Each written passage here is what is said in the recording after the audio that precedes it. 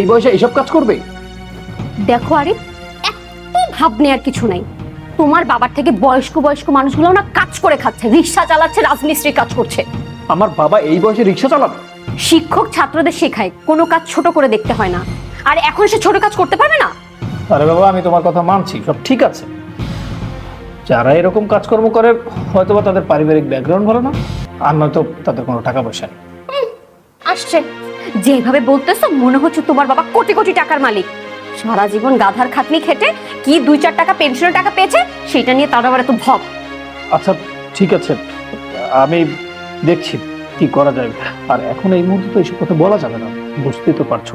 এইসব কথা বললে যদি আবার পেনশনের টাকাটা না দেয় তখন তো ব্যবসাটা করতে পারবো না, তখন তো ফেসে যাবো।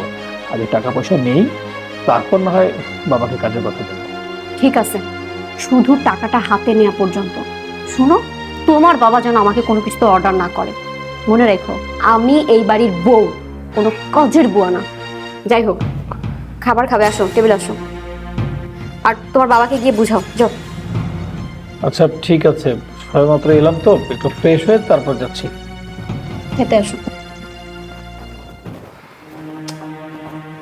না, বাবার জন্য এখন আমার সংসারে অশান্তি হচ্ছে, কি যে করি। এবার টাকাটা একবার হাতে পাই, তারপর একটা বাবার ব্যবস্থা করতে হবে, না হলে সংসারে অশান্তি লেগেই থাকবে। আর নিতে পারছি না।